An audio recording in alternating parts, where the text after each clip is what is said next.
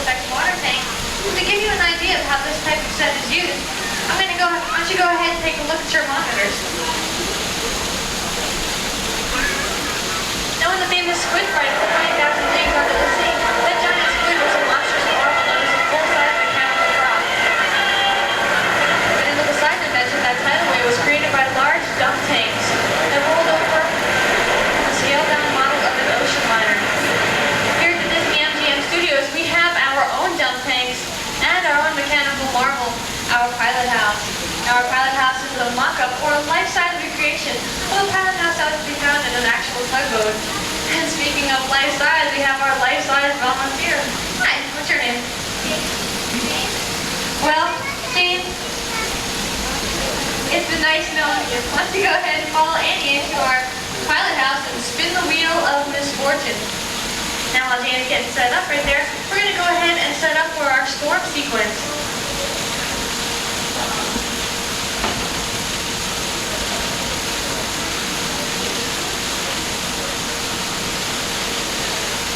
Now, when all these things come together, it's going to simulate motion on the high seas. All right, Jane, how you doing in there? Well, I see you put up your hood and you're all tightened up and ready to go, aren't you? You're gonna need that hood, trust me. All right, as you can see, Annie's gonna sit there and she's gonna rock our pilot house. This is gonna simulate motion on the high seas. What we're gonna do is we're gonna put on the rain, and I'm gonna add some wind. What I need you guys to do is on the count of 3, I need you to yell, dump it. Okay? We're gonna cue the action. Ready? 1, 2, 3.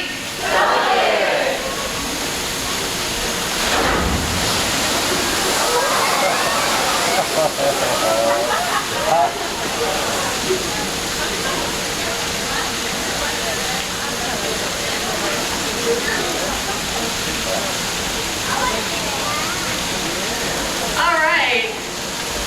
Alright, Jane, did a great job.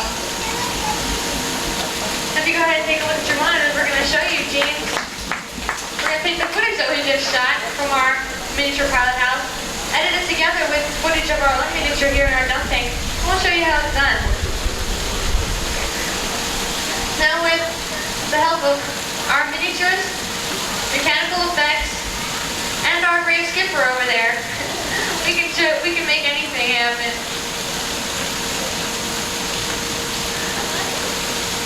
Alright, why don't you give our brave skipper a big round of applause. We're going to go ahead and set up for our second show here at our water tank here. Hopefully this one will work just a little bit better than the last one. Alright, we're going to set up for our full-scale naval battle. Okay, now we're going to show you how setting up for this full-scale naval battle can really sink a film's budget. So what we use is miniatures. Like how do we film miniatures cutting across the ocean? Why don't you go ahead and take a look at your monitors and we'll show you. Now,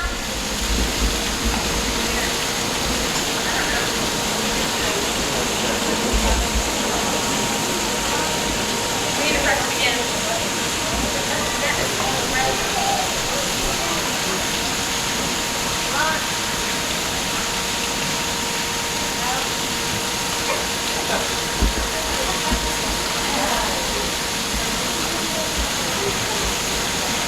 Bear with us, folks. The rain is just setting some of the things off. It's a little weird. Okay, here we go. Our full-scale naval battle.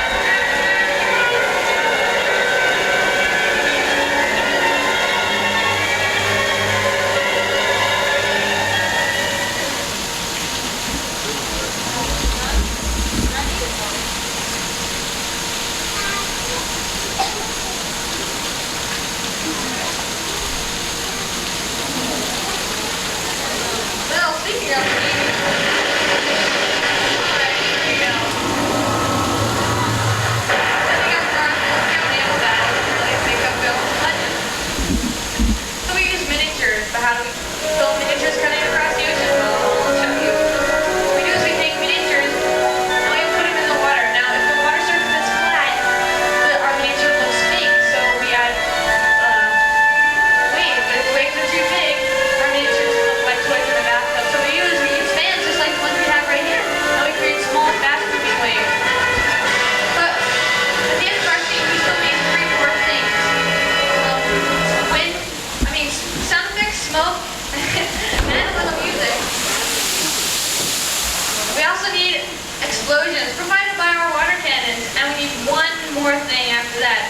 an actor provided by our unsuspecting volunteer.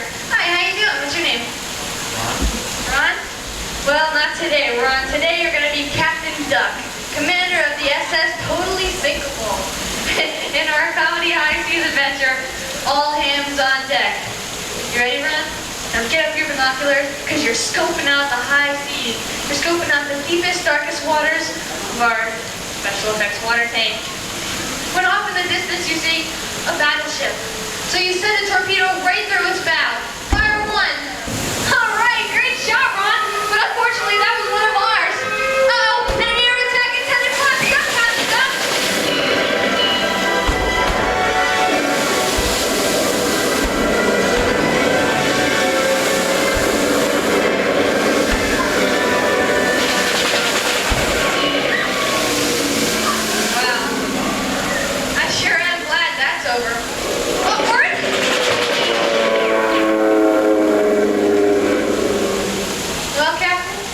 Survived our enemy air attack.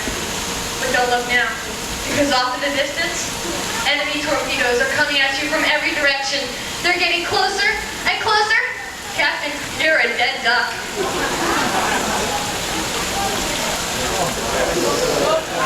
Well, not yet, but he will be.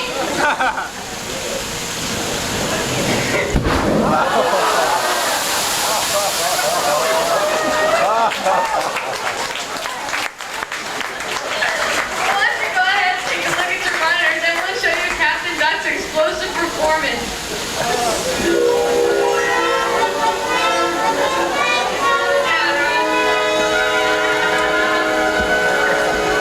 Alright, Captain, you did just great. It's been a blast working with you. I want you to go ahead and give him a big round of applause. Alright, everybody, you've seen our 2 shows here in our water tanks. Now go ahead and turn and follow your tour guide, Mama Jean, into our workshops. Bye-bye, everybody.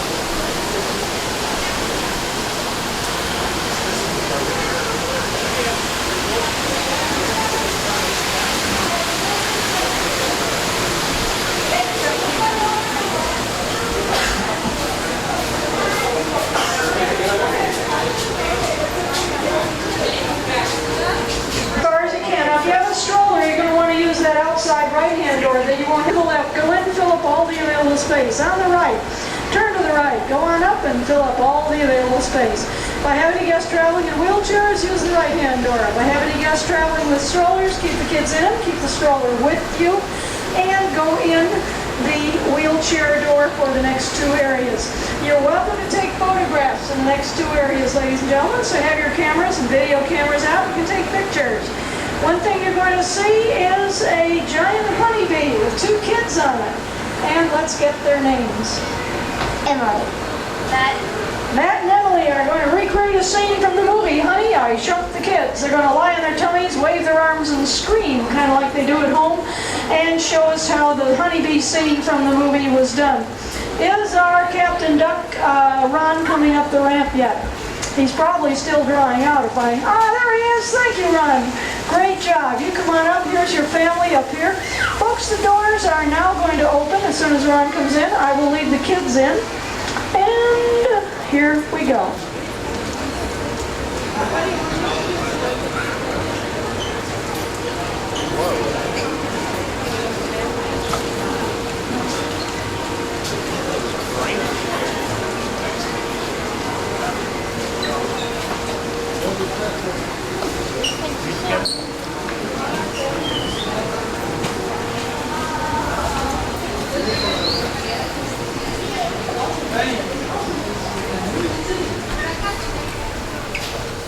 Please make sure you step forward, fill in the space in front of you before you stop to make room for everyone coming in behind you to see you too. I'm sure some of you have already recognized Johnny number 5 over here from Short Circuit 2. And also way up high on the shelf is a big gray disc that's actually a flying saucer from the 1951 science fiction classic, The Day the Earth Stood Still. Now once again, make sure you step forward and fill in the space in front of you before you stop. There's still some space on the left-hand side for those of you who are just coming in. And as you look around the room, I'm sure you recognize a lot of the other props we have on display in here too. Hi everyone, my name is Tony, and this is the Special Effects Workshop, where the wizards of art and technology create the illusions that come to life on the screen. It all starts with a storyboard. Then miniature sculptures are made. Those are used as guides in creating a full-size mechanical prop, like Auntie here from Honey, I Shrunk the Kids. Now some of these work like puppets, with off-camera operators using cables to move them. In other cases, we use a process called stop-motion animation. In that process, our model is photographed, one frame of film at a time. An animator steps in and moves the figures slightly between each shot. Then when all the individual frames of film are played back, one after the other at a normal speed, the movement will appear fluid and lifelike, as in the scorpion scene from Honey, I Shrunk the Kids.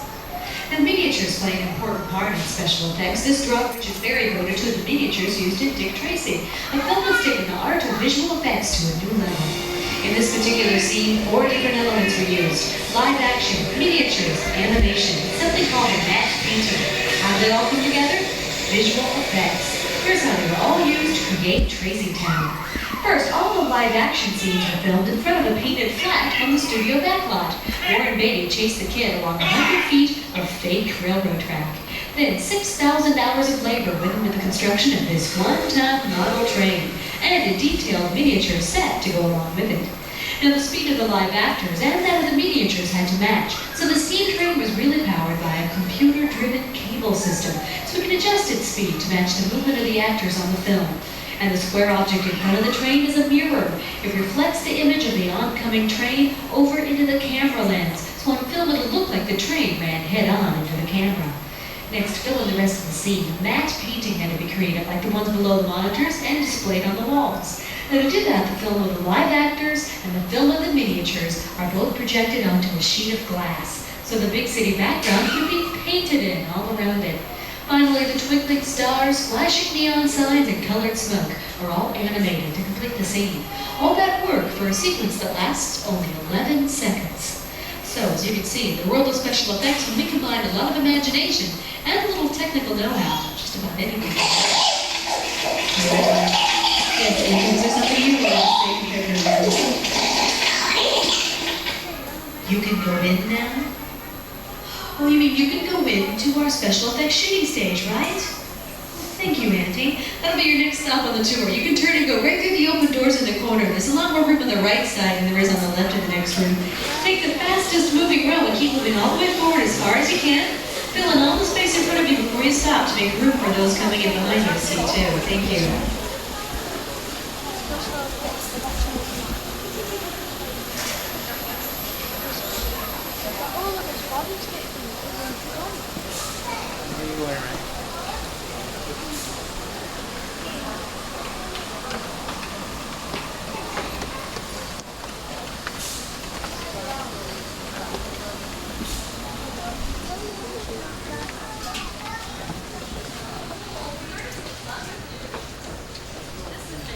Come on in, ladies and gentlemen. Keep moving all the way forward. Make sure you fill in all the space in front of you before you stop. We need to make room for everyone in your group to get a good view. So please keep moving all the way forward as far as you can, filling in all the available space.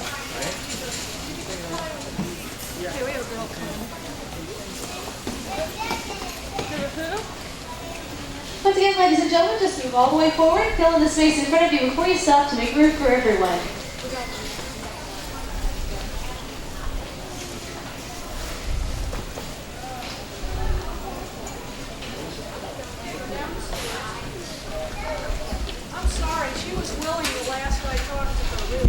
Come on in, everyone. Just move forward a little bit further so we can get everybody into the doorway over here. I'd like to welcome all of you here to our special effects shooting stage. This is where we turn the impossible into reality. My name is Tony. I'll be your director for the shoot today. With me is my assistant director, Michelle, our talent coordinator, Amy. We also have 2 very brave volunteer actors on the beat here. Let's meet them.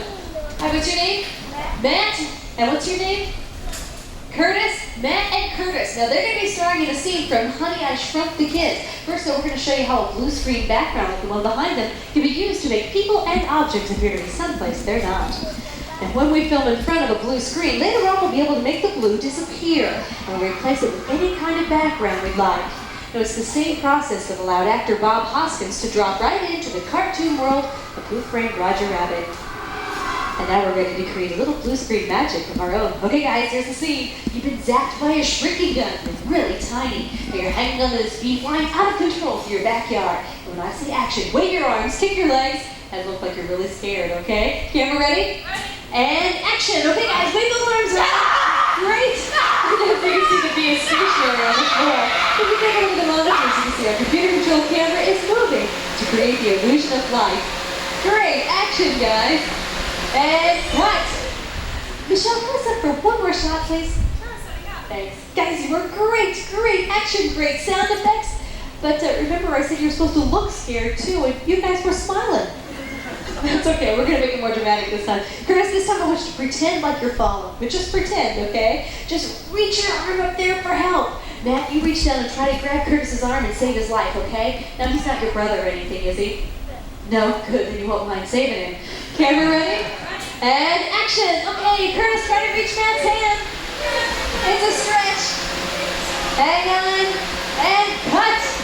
Great job, guys. That's a wrap. Now, in the original movie, all these elements were shot and assembled on film, but today we're using video so you can see the results right away. Take a look at the monitors and you'll see the completed scene just like you see it at the movies.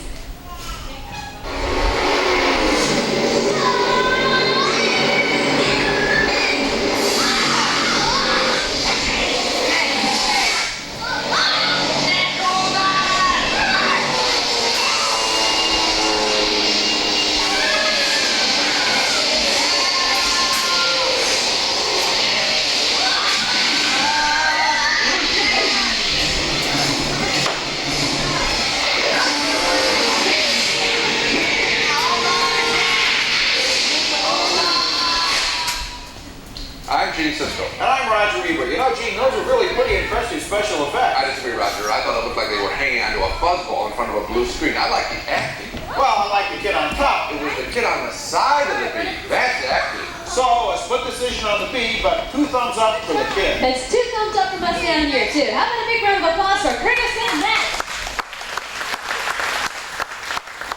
And now, if you would, please try to follow your tour guide Wilma G through the open doors at the top of the ramp. So next stop will be our sound stations.